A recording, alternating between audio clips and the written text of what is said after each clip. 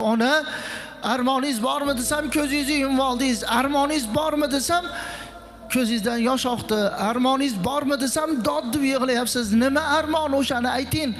35 yildan beri kutirayotgan. Ayting desam akangiz aytmagan, ukangiz aytmagan, opingiz aytmagan bitta so'z borda. Shu so'zni men 35 yildan beri og'zingizga qarayman. Shuni aytib yorarmikin deb bugun endi shu so'zni eshitay, armon bo'lib qolmasin deb nima qilyapman-da o'g'lim? Qaysi so'z ona? Desam bir o'zlarini to'xtatdilar-da deydi. O'g'lim bir marta bo'lsa ham men sizni sog'indim ona deyin.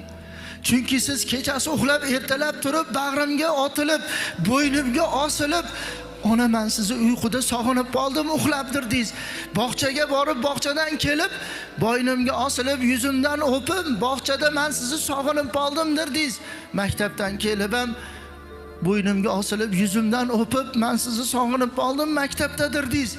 Shu gapni katta bo'lib aytmay qo'yadingiz. Shu gapni men 35 yildan beri kutyapman dedilar. Ichimdan deydi bir hayqiriq keldi-da deydi. Oyoqlarini quchoqlab, "Ona, men sizni juda ham sog'indim" deyishimni bilaman. Ey Robbim, dunyoga farzand keltirib onalik baxtidagi onalarni eng baxtlisiman. Chunki farzandimdan oxirgi so'zimni eshitdim. Men farzandlarimdan roziman. Sen ham meni farzandlarimdan rozi bo'lgin dedilar-da. La ilaha illalloh Muhammad Rasululloh deb jon taslim qildilar. O'zingiz boshliq janozani o'qib patahalarda o'tkizdik-ku.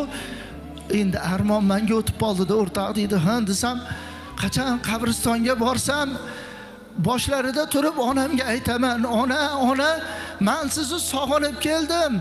Men sizni rosa ham endi sog'indim.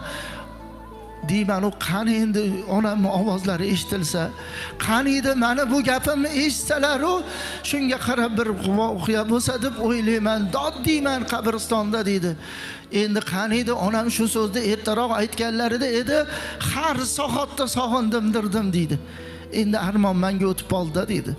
Sizni biz ham bir aqlimizni ishlatib, bir ko'zimizni ochaylikki, bizni onamiz qaysi so'zimizni yaxshi ko'rib, qaysi bir so'zimizni og'zimizga qarab turar ekan-a?